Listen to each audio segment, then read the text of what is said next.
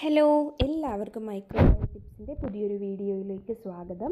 ഇന്നത്തെ ക്ലാസ്സിൽ നമ്മൾ ഡിസ്കസ് ചെയ്യാൻ പോകുന്നത് ഹിസ്റ്ററി ഓഫ് മൈക്രോബയോളജി എന്ന ടോപ്പിക്കിലാണ്. ഇതാണ് നമ്മുടെ മൈക്രോബയോളജിസ്റ്റിൻ്റെ ഫസ്റ്റ് ക്ലാസ് എന്ന് പറയുന്നത്. നമ്മുടെ സിലബസിൽ തന്നെ ഫസ്റ്റ് ടോപ്പിക്കാണ് ഹിസ്റ്ററി ഓഫ് മൈക്രോബയോളജി. മൈക്രോബയോളജി എന്ന് പറഞ്ഞ ഒരു സബ്ജക്റ്റ് അതെങ്ങനെയാണ് രൂപം കൊണ്ടത്, അതിൻ്റെ പുറകിൽ ആരൊക്കെയായിരുന്നു, ഏതൊക്കെ സയൻറ്റിസ്റ്റാണ്, who is known as father of microbiology, father of bacteriology, father of modern microbiology, അങ്ങനെ ഫാദർ ഓഫ് സോയിൽ മൈക്രോബയോളജി, അങ്ങനെ കുറേ കാര്യങ്ങളൊക്കെ ഡിസ്കസ് ചെയ്യാനുണ്ട് നമുക്ക്. അതേപോലെ തന്നെ ഏതൊക്കെ ടൈമിലാണ്, ഏതൊക്കെ ഇയറിലാണ് ഈ കണ്ടുപിടുത്തങ്ങളൊക്കെ നടന്നത്, അങ്ങനെയുള്ള കുറച്ച് കാര്യങ്ങൾ പീരിയോഡിക്കലി നമുക്ക് ഹിസ്റ്ററി ഓഫ് മൈക്രോബയോളജിയിൽ പഠിക്കാനുണ്ട്.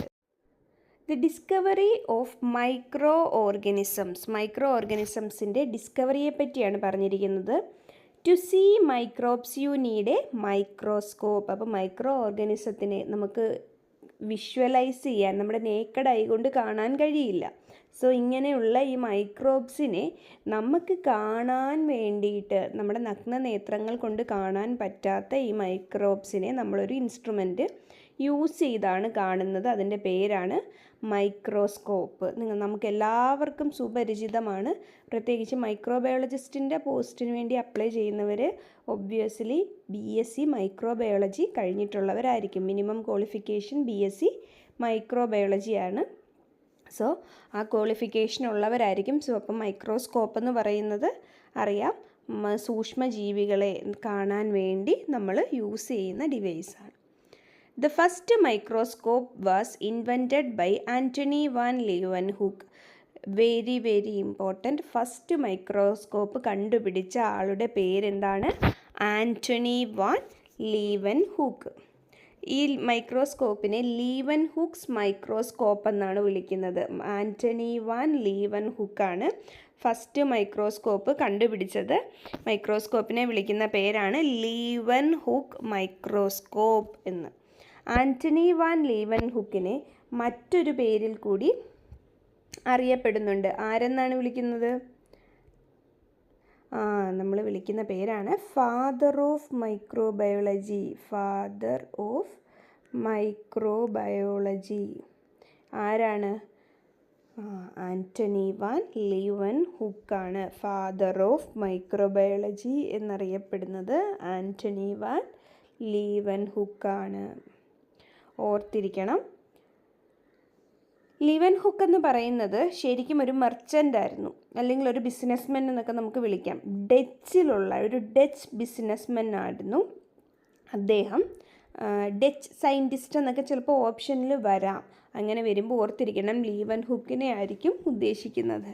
അദ്ദേഹം ഈ മിറർ ഉണ്ടല്ലോ, ലെൻസ്, ആ ലെൻസിൻ്റെയൊക്കെ ഒരു മെർച്ചൻ്റ് ആയിരുന്നു. സോ ഈ ഗ്ലാസ് പീസസ് ഉണ്ട്, ഈ ഗ്ലാസ് പീസസ് അദ്ദേഹത്തിൻ്റെ ആ ഒരു ബിസിനസ് ആവശ്യത്തിന് വേണ്ടിയിട്ടുള്ള ഫൈൻ ഗ്ലാസ് പീസസിനെ ഇങ്ങനെ ഒബ്സർവ് ചെയ്യുന്ന സമയത്ത് അദ്ദേഹം സ്വന്തം സലൈവയിൽ ഒരു ലെൻസ് എടുത്ത് സ്വന്തം സലൈവ ഒബ്സർവ് ചെയ്തപ്പോൾ അതിനകത്ത് എന്തൊക്കെയോ മൂവിങ് ആയിട്ടുള്ള പാർട്ടിക്കിൾസിനെ, അല്ലെങ്കിൽ മൂവിങ് ആയിട്ടുള്ള എന്തോ ഒരു ഫാക്ടറിനെ കണ്ടു.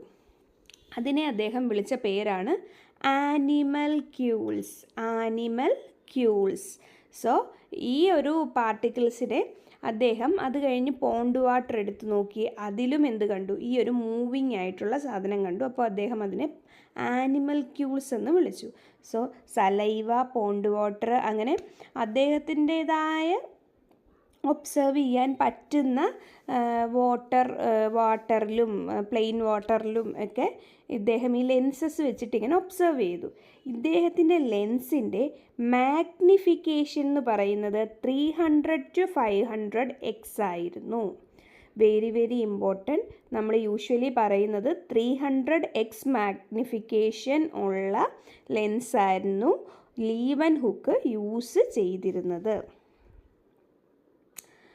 Leeuwenhoek microscope were crude load relied on a single lens held in a metal plate. നമുക്കിവിടെ ഫിഗറിൽ നോക്കിക്കഴിഞ്ഞാൽ കാണാം ലീവൻ ഹുക്കിൻ്റെ മൈക്രോസ്കോപ്പിൻ്റെ ഒരു ഫിഗർ കൊടുത്തിട്ടുണ്ട്.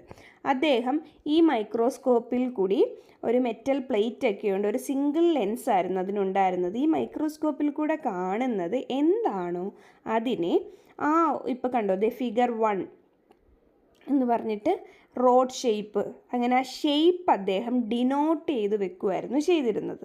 എന്നിട്ട് ഇത് നമ്മുടെ റോയൽ സൊസൈറ്റിയിൽ അറിയിച്ചു 1670s. പക്ഷേ അന്ന് ഇന്നത്തെ പോലത്തെ ഒരു സിറ്റുവേഷൻ ഒന്നും അല്ല. നമുക്ക് എന്തെങ്കിലും ഒരു സാധനം പബ്ലിഷ് ചെയ്യണമെങ്കിലോ ഒന്നും ഇത്രയും അവൈലബിലിറ്റി ഇല്ല റിസോഴ്സസിൻ്റെ ഒന്നും. സോ അദ്ദേഹത്തിൻ്റെ ഡിസ്കവറി കുറേ നാൾ ഒരു സിഗ്നിഫിക്കൻസും ഇല്ലാതെ കിടന്നിട്ടുണ്ട്. സോ അപ്പോൾ ഇങ്ങനെയാണ് ലീവൻ ഹുക്കാണ് ആദ്യമായിട്ട് ഈ മൈക്രോ ഓർഗാനിസംസ് എന്ന് പറയുന്ന ആൾക്കാരെ ആനിമൽ ക്യൂൾസ് എന്ന് വിളിച്ചുകൊണ്ട് കണ്ടുപിടിച്ച ശാസ്ത്രജ്ഞൻ അല്ലെങ്കിൽ scientist. So he is known as father of microbiology. Father of microbiology എന്ന് പറയുന്നത് ലീവൻ ഹുക്കായിരുന്നു. ലീവൻ ഹുക്കിൻ്റെ മൈക്രോസ്കോപ്പിൻ്റെ മാഗ്നിഫിക്കേഷൻ 300 to 500x ആണ്. അതും നമ്മൾ ഓർത്തിരിക്കണം. Where did microbes come from? എവിടെ നിന്നാണ് ഈ മൈക്രോ ഓർഗാനിസംസ്? ഒരു ഫുഡ് എടുത്തു വെച്ചാൽ കുറച്ച് ദിവസം കഴിയുമ്പോൾ അത് ചീത്തയാകുന്നു. അതിനകത്ത് ഈ മഗോട്ട്സ് ഒക്കെ അല്ലെങ്കിൽ മീറ്റ് എടുത്തു വെച്ചു, അതിൽ മഗോട്ട്സ് ഒക്കെ ഉണ്ടാകുന്നു. ചെറിയ ചെറിയ പുഴുക്കളും അങ്ങനെയുള്ള കാര്യങ്ങളൊക്കെ ഉണ്ടായി ഫുഡൊക്കെ കണ്ടാമിനേഷൻ ഉണ്ടാകുന്നു, ചീത്തയായി പോകുന്നു. ഇതൊക്കെ എങ്ങനെയാണ് പെട്ടെന്ന് ഒരു ലൈഫ് ഒറിജിൻ ചെയ്യുന്നത്? സോ ഇതിനെ സ്പോണ്ടേനിയസ് ജനറേഷൻ തിയറി അല്ലെങ്കിൽ സ്പോണ്ടേനിയസ് ജനറേഷൻ എന്ന് വിളിച്ചു. അതായത് പെട്ടെന്ന് ടിക് ടിക് എന്ന് പറയുന്നതനുസരിച്ച് പെട്ടെന്ന് ഇങ്ങനെ ലൈഫ് എന്ന് പറയുന്നത് പെട്ടെന്നുണ്ടാകുന്നതാണെന്ന് ചില ആളുകൾ പറഞ്ഞു. അന്നത്തെ ആ ഒരു ടൈമിലുണ്ടായിരുന്ന കുറേ ക്രിട്ടിക്കൽ തിങ്കേഴ്സൊക്കെ ആയിരുന്നു അതിലുണ്ടായിരുന്നത്. അതിൽ ഇമ്പോർട്ടൻ്റ് ആയിട്ടുള്ള ആളാണ് അരിസ്റ്റോട്ടിൽ. സോ ഇങ്ങനെ കുറേ സയൻറ്റിസ്റ്റ് ഇങ്ങനെ പറഞ്ഞു, ഇങ്ങനെ സ്പോണ്ടേനിയസ് ജനറേഷനാണ്, ഇരിക്കുന്ന ഫുഡിലൊക്കെ പെട്ടെന്നാണ് ഒരു ലൈഫ് ഫോം ചെയ്യുന്നതെന്ന്. ഈ സ്പോണ്ടേനിയസ് ജനറേഷനെ വിശ്വസിക്കാൻ പറ്റാത്ത, ആദ്യമായിട്ട് ഈ സ്പോണ്ടേനിയസ് ജനറേഷനെ ഡിസഗ്രി ചെയ്തുകൊണ്ട് വന്ന ആളാണ് ഫ്രാൻസിസ്കോ റെഡി. ഓർത്തിരിക്കണം, ഫ്രാൻസിസ്കോ റെഡി. ഫ്രാൻസിസ്കോ റെഡി എന്താണ് ചെയ്തത്? ഒരു എക്സ്പെരിമെൻ്റ് കണ്ടക്ട് ചെയ്തു പ്രൂവ് ചെയ്യാൻ. സ്പോണ്ടേനിയസ് ജനറേഷൻ എന്ന് പറയുന്ന തിയറി തെറ്റാണ് എന്ന് പ്രൂവ് ചെയ്യാൻ വേണ്ടി ഒരു എക്സ്പെരിമെൻ്റ് കണ്ടക്ട് ചെയ്തു. അദ്ദേഹം 3 ഫ്ലാസ്ക് എടുത്തു, അല്ലെങ്കിൽ 3 ഗ്ലാസ് ജാർ എടുത്തു. 3ലും ഈക്വൽ എമൗണ്ട് മീറ്റ് വെച്ചു. എന്നിട്ട് അദ്ദേഹം ഒരു ബോട്ടിൽ കവർ ചെയ്തു വെച്ചു. പേപ്പർ വെച്ച് ഫസ്റ്റ് ബോട്ടിൽ കവർ ചെയ്തു. രണ്ടാമത്തെ ബോട്ടിൽ ഗോസ് വെച്ചിട്ട് കവർ ചെയ്തു. മൂന്നാമത്തെ ബോട്ടിൽ ഫ്ലാസ്ക് ഓപ്പൺ ആയിട്ടാണ് വെച്ചത്. ഓക്കെ, ക്ലിയർ ആയല്ലോ? ഒരു ബോട്ടിൽ സീൽ ചെയ്ത് വെച്ചു, രണ്ടാമത്തെ ബോട്ടിൽ ഗോസ് വെച്ച് കവർ ചെയ്ത് വെച്ചു, ലാസ്റ്റ് വൺ ഓപ്പൺ ചെയ്തും വെച്ചു.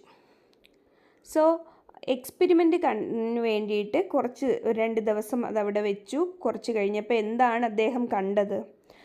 കുറേ ഫ്ലൈസ് വന്നിട്ട് ഈ ഒരു ഓപ്പൺ ആയിട്ടിരിക്കുന്ന ബോട്ടിലിരിക്കുന്ന മീറ്റിൽ എഗ്ഗ് ലേ ചെയ്യുന്നതാണ് കണ്ടത്. അതേപോലെ തന്നെ ഗോസ് വെച്ച് കവർ ചെയ്ത ആ ഒരു കവറിൻ്റെ പുറത്തും ഗോസിൻ്റെ പുറത്തോട്ടും ഈ ഫ്ലൈസ് അട്രാക്റ്റഡ് ആയിട്ട് വന്നിട്ട് അതിൻ്റെ മുകളിലും എഗ്ഗ് ലേ ചെയ്തു. ഈ എഗ്ഗ് ലേ ചെയ്ത് ഫ്ലൈസ് എഗ്ഗ് ലേ ചെയ്തതിൻ്റെ ഫലമായിട്ടാണ്, റിസൾട്ടാണ് എന്ത്? മഗോട്ട്സ് അവിടെ ഫോം ചെയ്തത്. അതേസമയം സീൽ ചെയ്ത് വെച്ചിരുന്ന ബോട്ടിലിൽ ഒരു തരത്തിലുള്ള കണ്ടാമിനേഷനും ഉണ്ടായില്ല, ഒന്നും ഉണ്ടായില്ല. ആ സീലിൻ്റെ പുറത്തും ഒന്നുമില്ല. സോ ഇതോടെ ലൈഫ് മറ്റൊരു ലൈഫിൽ നിന്ന് തന്നെയാണ് ഒറിജിനേറ്റ് ചെയ്യുന്നത്, അല്ലെങ്കിൽ ഒറിജിൻ ഓഫ് ലൈഫ് എന്ന് പറയുന്നത് ഒരു ജീവനിൽ നിന്നാണ് അടുത്ത ജീവൻ ഉണ്ടാകുന്നത് എന്ന് ഫ്രാൻസിസ്കോ റെഡി പറഞ്ഞു. അടുത്ത സയൻറ്റിസ്റ്റാണ് ജോൺ നീതാം. ജോൺ നീതാമു എന്താണ് പറഞ്ഞത്? ലൈഫ് എന്ന് പറയുന്നത് ഒരു ഫോഴ്സ് ഉണ്ട്, ലൈഫ് ഫോഴ്സ്. ഈ ലൈഫ് ഫോഴ്സാണ് ഇനോർഗാനിക് മാറ്ററിലും ഓർഗാനിക് മാറ്ററിലൊക്കെ ഉണ്ട്. ഈ ഫോഴ്സ് കാരണമാണ് ലൈഫ് ഫോം ചെയ്യുന്നതെന്ന് ജോൺ നീതാം പറഞ്ഞു. അടുത്ത ആളാണ് ലസാരോ സ്പെലൻസാനി. ലസാരോ സ്പെലൻസാനി പറഞ്ഞത് ലൈഫ് എന്ന് പറയുന്നത് ഒറിജിനേറ്റ് ചെയ്യുന്നത് ഈ എക്സ്റ്റേണൽ എയറിൽ നിന്നാണ്. അതായത് എയറിൽ നിന്നാണ്. എയറിൽ കൂടെ ജേംസും ഡസ്റ്റും ഒക്കെ വരും. ഈ എയറുമായിട്ട് കോണ്ടാക്റ്റ് വരുന്ന കൾച്ചർ മീഡിയത്തിലാണ് എന്തുണ്ടാകുന്നത്? ലൈഫ് ഉണ്ടാകുന്നത്. ഇനി നമ്മൾ എടുത്തു വെച്ചിരിക്കുന്ന മീഡിയത്തിൽ ഓൾറെഡി എന്തെങ്കിലും ഒരു ലൈഫ് ഉണ്ടെങ്കിൽ അവർക്കും എക്സ്റ്റേണൽ എയറിനെ ഡിപ്പെൻഡ് ചെയ്യേണ്ടി വരും. സോ എയർ ജേംസിനെ ക്യാരി ചെയ്യും. അങ്ങനെയാണ് ലൈഫ് ഒറിജിനേറ്റ് ചെയ്യുന്നതെന്ന് ലസാരോ സ്പെലൻസാനിയും പറഞ്ഞു. അല്ലാതെ സ്പോണ്ടേനിയസ് ജനറേഷനൊന്നും അല്ല എന്ന് ഇദ്ദേഹവും പറഞ്ഞു.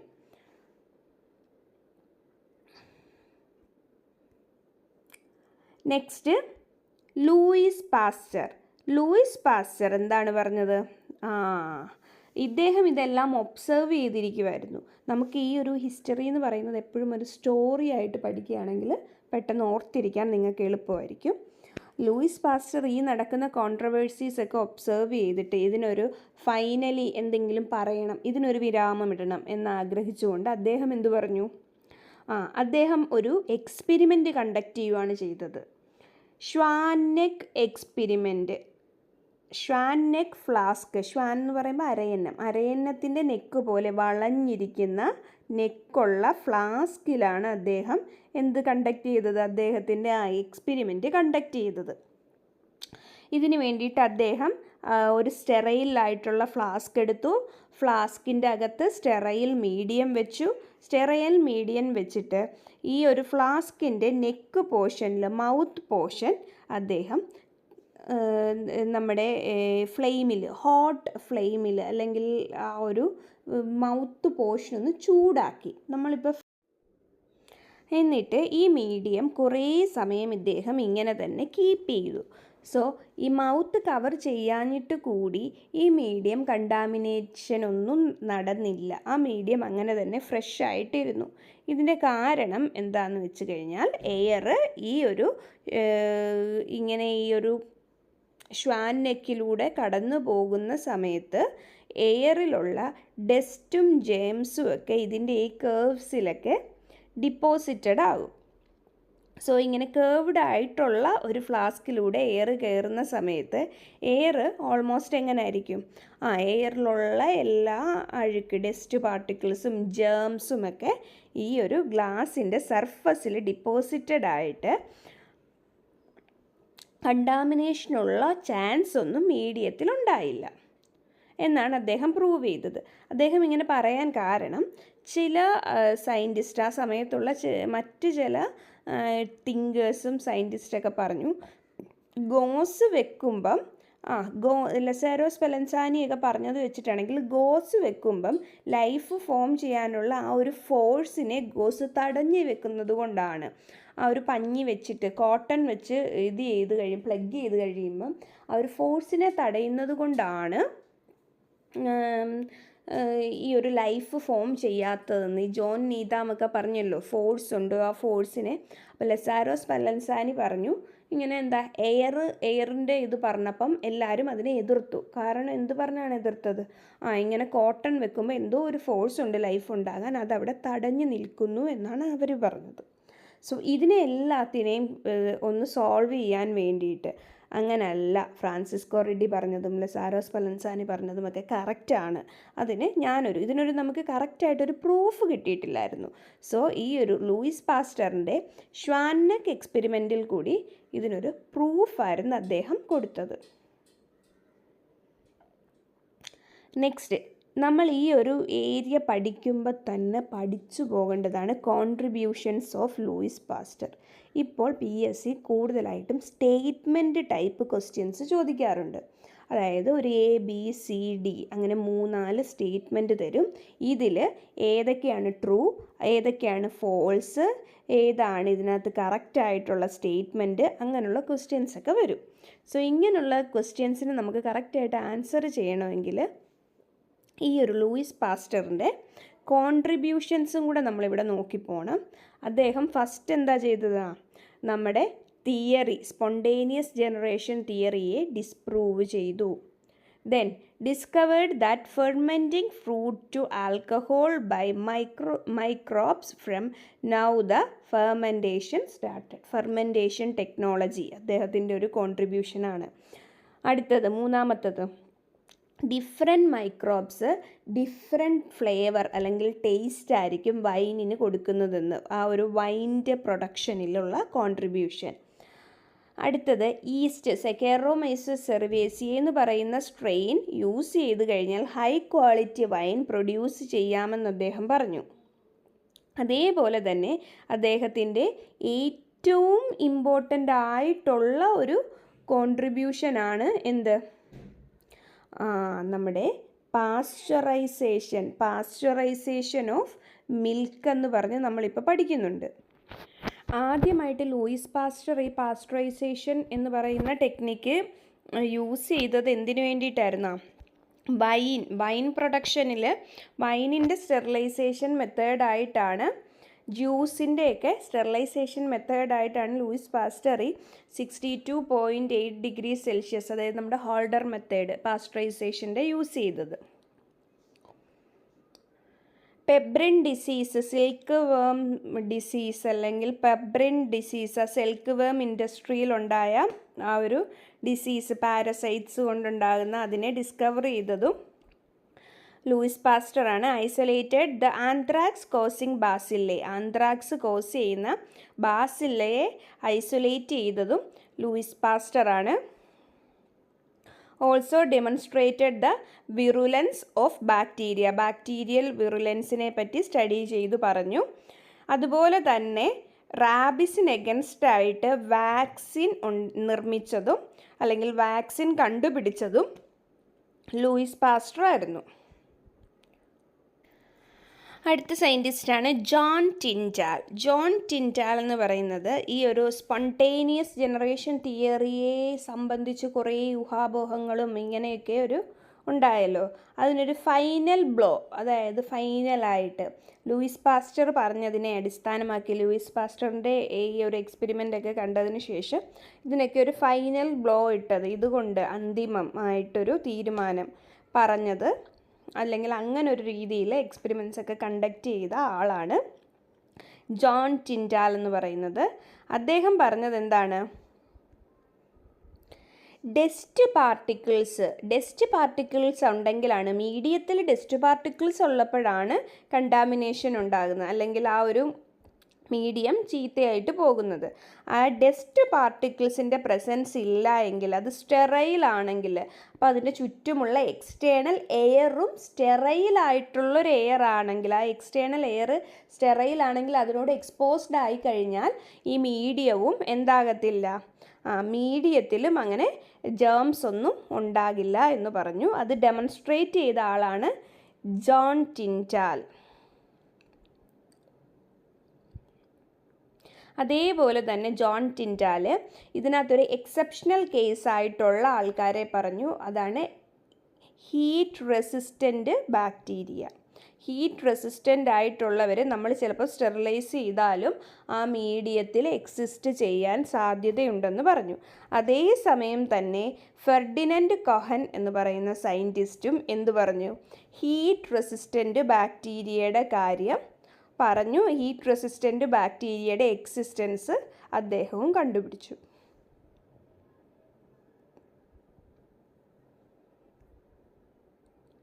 Role of micro organisms in disease, അതായത് ജേം തിയറി.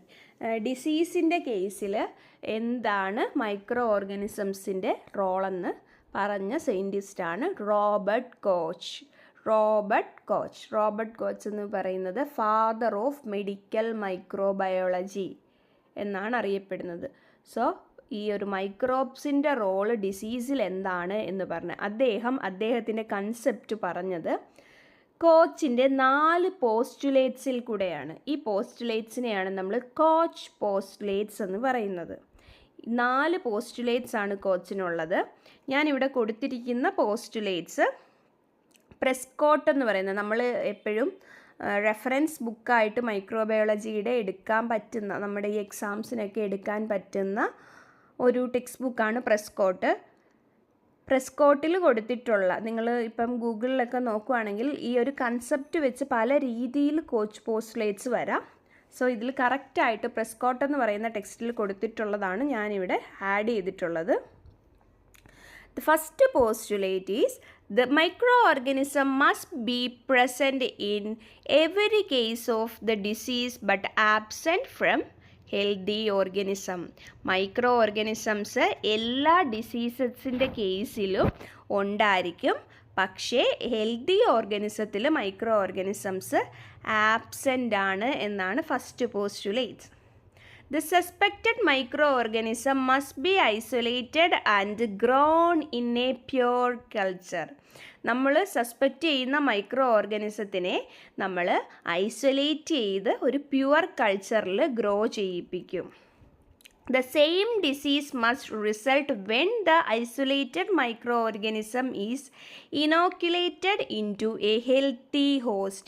നമ്മൾ ഈ ഐസൊലേറ്റ് ചെയ്ത് വെച്ചിരിക്കുന്ന മൈക്രോ ഓർഗാനിസത്തിനെ എടുത്ത് പുതിയ ഒരു ഹെൽത്തി ആയിട്ട് അസുഖമൊന്നും ഇല്ലാതെ ഇരിക്കുന്ന ഒരു ഹോസ്റ്റിലേക്ക് കൊടുക്കുകയാണെങ്കിൽ അതിനും ഡിസീസ് വരാൻ സാധ്യതയുണ്ട്. The same microorganism must be isolated again from the diseased host. ഈ ഡിസീസ് വന്ന രണ്ടാമത്തെ ഹോസ്റ്റ് ഉണ്ടല്ലോ, അതിൽ നിന്ന് നമുക്ക് വീണ്ടും ഈ മൈക്രോ ഓർഗാനിസത്തിനെ ഐസൊലേറ്റ് ചെയ്ത് എടുക്കാൻ കഴിയുമെന്നാണ് പറഞ്ഞത്. സോ ഫസ്റ്റ് പോസ്റ്റുലേറ്റ് എന്ന് പറയുന്നത് എന്താണ്? ഇപ്പം നമ്മൾ മൈസിൻ്റെ കേസ് എടുക്കുകയാണെങ്കിൽ ഒരു എ എന്ന് പറയുന്ന മൈസ്, അതിന് ഡിസീസ് ഉണ്ടെങ്കിൽ അവരെങ്ങനായിരിക്കും? അവർ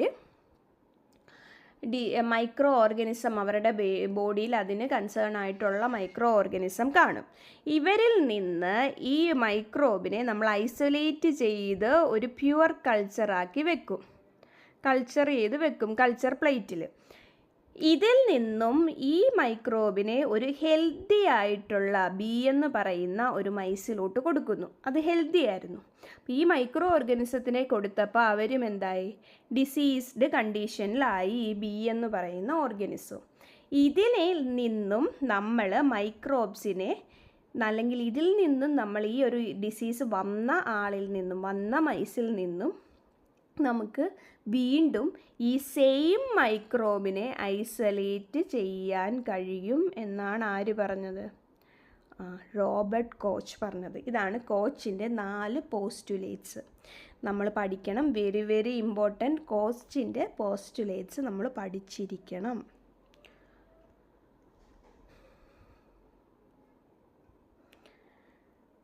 next, Martinus Willem Beijerinck developed the enrichment technique to isolate various group of bacteria.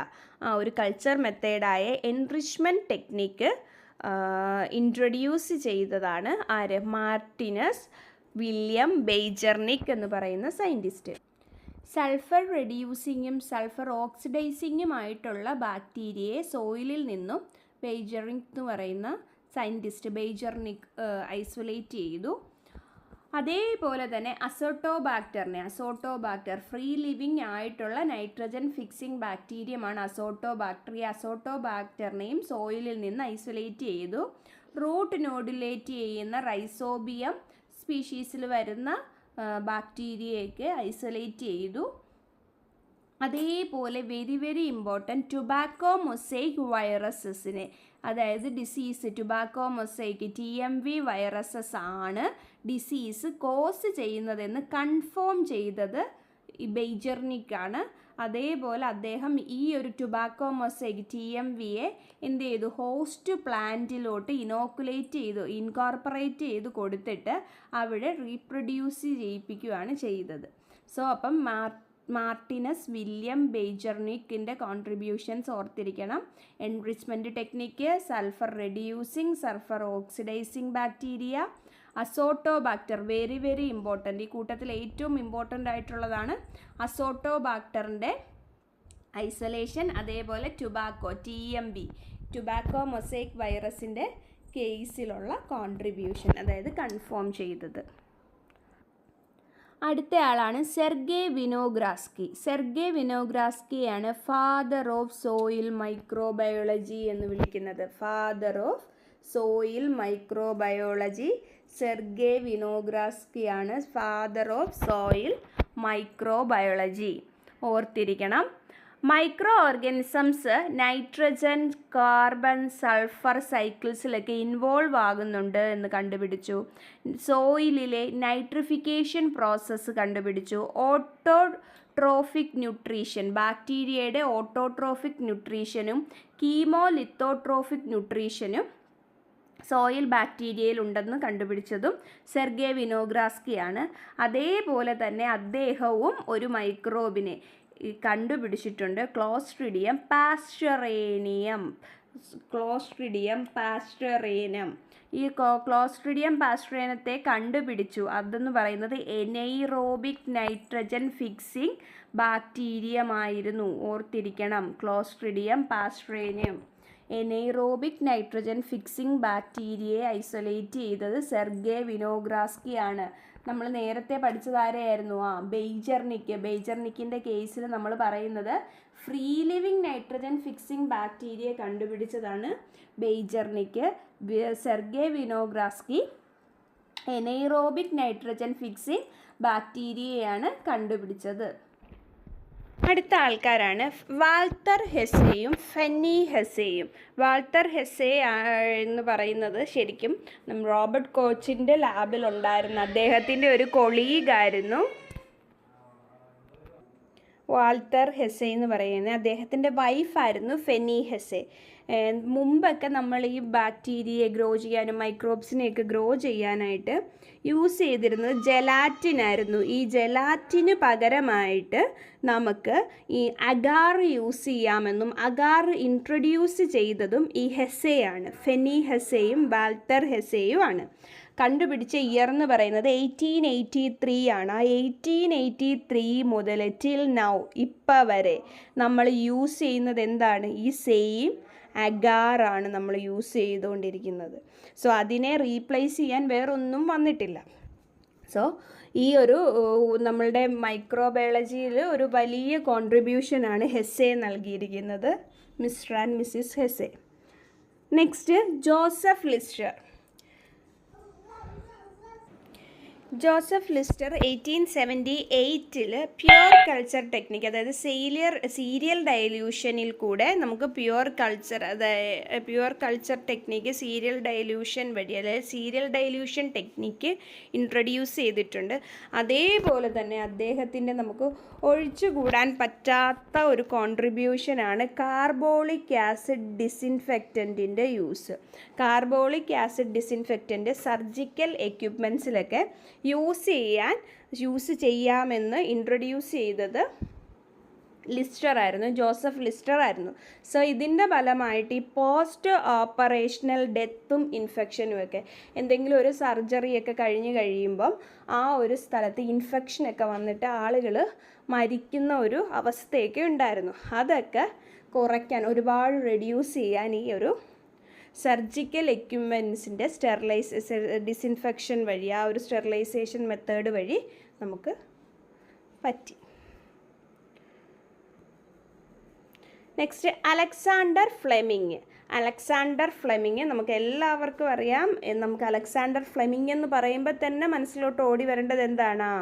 Penicillin എന്ന് പറയുന്ന ആൻറ്റിബയോട്ടിക്, ആദ്യത്തെ ആൻറ്റിബയോട്ടിക് കണ്ടുപിടിച്ചത് അലക്സാണ്ടർ ഫ്ലെമിങ് ആയിരുന്നു. ഈ ഒരു പെനിസിലിൻ എന്ന് പറയുന്ന ആൻറ്റിബയോട്ടിക്കിനെ എന്തിൽ നിന്നാണ്? പെനിസിലിയം നൊട്ടേറ്റത്തിൽ നിന്നാണ് കണ്ടുപിടിച്ചത്. ഈ പെനിസിലിയം നൊട്ടേറ്റം സ്റ്റെഫൈലോകോക്കസ് ഓറിയസിൻ്റെ ഗ്രോത്തിനെ ഇൻഹിബിറ്റ് ചെയ്യുന്നതിൽ നിന്ന് ഒരു ആക്സിഡൻ്റൽ ഡിസ്കവറി എന്നാണ് നമ്മൾ ആ ഒരു കണ്ടുപിടുത്തത്തിനെ പറയുന്നത്. അദ്ദേഹം എന്ത് ചെയ്യായിരുന്നു, സ്റ്റെഫൈലോകോക്കസിൽ സ്റ്റാഫിൽ ഇങ്ങനെ വർക്ക് ചെയ്തുകൊണ്ടിരിക്കുകയായിരുന്നു. ആ സമയത്ത് ഒരു കുറച്ച് ഏരിയയിൽ മീഡിയത്തിൽ ഗ്രോത്ത് ഇല്ല. അവിടെ നോക്കിയപ്പം അവിടെ ഒരു ഫംഗൽ കൾച്ചർ കണ്ടു. ആ ഫംഗൽ കൾച്ചറിലുള്ള എന്തോ ഒരു സബ്സ്റ്റൻസ് ആണ് ഈ സ്റ്റെഫൈലോകോക്കസിനെ ഇൻഹിബിറ്റ് ചെയ്യുന്നത്, അല്ലെങ്കിൽ ഗ്രോത്ത് നടക്കാതെ അവിടെ ഒരു റെസിസ്റ്റൻസ് കൊടുക്കുന്നത് എന്ന് കണ്ടുപിടിച്ചു.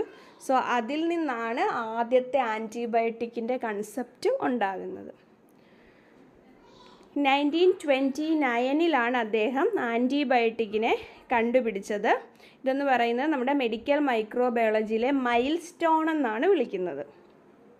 ഇദ്ദേഹം ഇങ്ങനൊരു പ്രോപ്പർട്ടി ഉണ്ട് പെൻസിലിയം നൊട്ടേറ്റത്തിൽ എന്ന് പറഞ്ഞെങ്കിലും ഈ പെൻസിലിനെ പ്യുവർ കൾച്ചറിൽ ഐസൊലേറ്റ് ചെയ്ത 2 ആളുകളുണ്ട്, ഫ്ലോറെ ആൻഡ് ഷെയ്ൻ. ഫ്ലോറയും ഷെയ്നുമാണ് പെൻസിലിനെ പ്യുവർ കൾച്ചർ ഐസൊലേഷൻ നടത്തിയത്. ഓർത്തിരിക്കണം.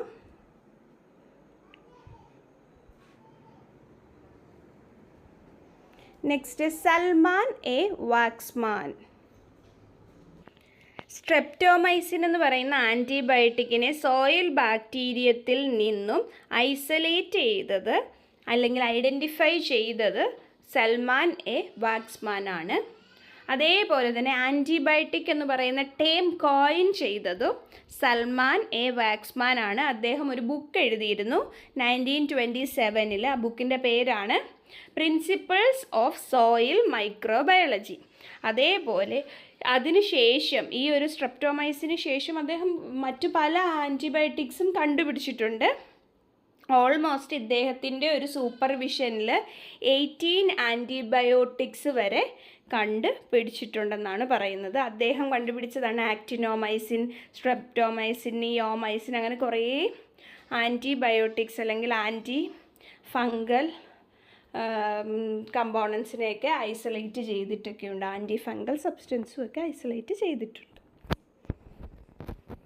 സോ നമ്മൾ ഇത്രയും ക്ലാസ്സൊക്കെ കേട്ടല്ലോ. അപ്പോൾ നമുക്കൊരു ക്വസ്റ്റ്യൻ നോക്കാം. Which scientist first disproved spontaneous generation by showing that maggots only appear on decaying meat that has been exposed to flies? ഈ ഒരു ഫസ്റ്റ് ആരാണ്? ഇതിനകത്ത് 2 കാര്യങ്ങളുണ്ട് ഈ ക്വസ്റ്റ്യനിൽ തന്നെ. ഫസ്റ്റ് ആരാണ് സ്പോണ്ടേനിയസ് ജനറേഷൻ തിയറി ഡിസ്പ്രൂവ് ചെയ്തത്? സെക്കൻഡ് എന്താ പറഞ്ഞിരിക്കുന്നത്? മഗോട്ട്സിൻ്റെ എക്സ്പെരിമെൻറ്റ് കണ്ടക്ട് ചെയ്തത് ആരാണ്? രണ്ടിൻ്റെയും ആൻസർ ഒന്നാണ്. Option A Francisco ready, option B Joseph ലിസ്റ്റർ, option C Louis Pasteur, option D Robert coach. So നമ്മൾ പഠിച്ചതാണ്. ആരാണ്? ഫ്രാൻസിസ്കോ റെഡിയാണ് കറക്റ്റ് ആൻസർ. സോ അപ്പം നമ്മൾ ഇത്രയും പറഞ്ഞു. നമ്മൾ ഫസ്റ്റ് എന്തായിരുന്നു പറഞ്ഞത്? ആൻ്റണി വാൻ ലീവൻ ഹുക്കിൻ്റെ കേസായിരുന്നു ഫസ്റ്റ് പറഞ്ഞത്. ആൻ്റണി വാൻ ലീവൻ ഹുക്ക്, അദ്ദേഹം ഫാദർ ഓഫ് മൈക്രോബയോളജി എന്നാണ് അറിയപ്പെടുന്നത്. ഓക്കെ, ഇനി സെക്കൻഡ് നമ്മൾ പറഞ്ഞത് ആരുടെ കേസായിരുന്നു? സെക്കൻഡ് നമ്മൾ പറഞ്ഞത് അരിസ്റ്റോട്ടിലിൻ്റെ കേസ് പറഞ്ഞു. അരിസ്റ്റോട്ടിലിനെ നമ്മൾ എന്തായിട്ടാണ് പറഞ്ഞത്? നമ്മുടെ സ്പോണ്ടേനിയസ് ജനറേഷൻ തിയറിയുടെ സപ്പോർട്ടറായിട്ടും അതിനെ ആദ്യം ഡിസ്പ്രൂവ് ചെയ്ത ആളായിട്ട് നമ്മൾ ഫ്രാൻസിസ്കോ റെഡ്ഡിയുടെ കേസ് പറഞ്ഞു. അതിന് ശേഷം നമ്മൾ ജോൺ നീതാം, ലസാരോസ് പെല്ലൻസാനി അവരുടെയൊക്കെ കോൺട്രിബ്യൂഷൻസ് പറഞ്ഞു. പിന്നീട് ലൂയിസ് പാസ്റ്ററിലോട്ട് നമ്മൾ എത്തി. ലൂയിസ് പാസ്റ്ററിനെ അറിയപ്പെടുന്നത് ഫാദർ ഓഫ് മോഡേൺ മൈക്രോബയോളജി എന്നാണ്. അതേപോലെ നിങ്ങൾക്കിപ്പോൾ ഒരു ക്വസ്റ്റ്യൻ വരുവാണ് പി എസ് സിയിൽ ഇതിനു മുമ്പ് കണ്ടിട്ടുള്ളൊരു ട്രെൻഡാണ്. ഫാദർ ഓഫ് മൈക്രോബയോളജി എന്ന് ചോദിക്കും. ഓപ്ഷനിൽ ആൻ്റണി വാൻ ലീവൻ ഹുക്ക് കാണില്ല.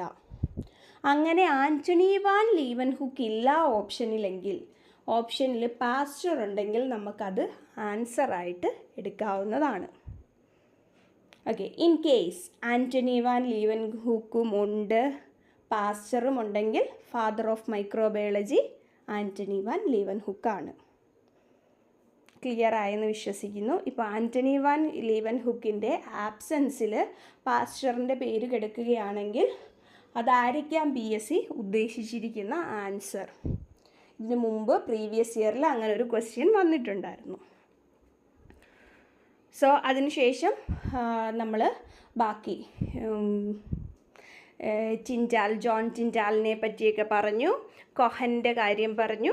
പിന്നീട് നമ്മൾ പറയുന്നത് റോബർട്ട് കോച്ചിനെ പറ്റിയായിരുന്നു. ഓക്കെ, റോബർട്ട് കോച്ചിൻ്റെ 4 കോച്ച് പോസ്റ്റുലേറ്റ്സ് ഉണ്ട്, അത് ഓർത്തിരിക്കണം. അദ്ദേഹത്തിൻ്റെ കോൺട്രിബ്യൂഷൻസ്, അതേപോലെ പാസ്ചറിൻ്റെ കോൺട്രിബ്യൂഷൻസ്, പിന്നീട് father of soil microbiology Sergei വിനോഗ്രാസ്കിയുടെ കാര്യങ്ങൾ ഓർത്തിരിക്കണം. അതേപോലെ ബെയ്ജർനിക്കിൻ്റെ കാര്യം പറഞ്ഞു. ബെയ്ജർനിക്ക് അദ്ദേഹത്തിൻ്റെ കോൺട്രിബ്യൂഷൻസ് ഉണ്ട് നമുക്ക് പഠിക്കാൻ.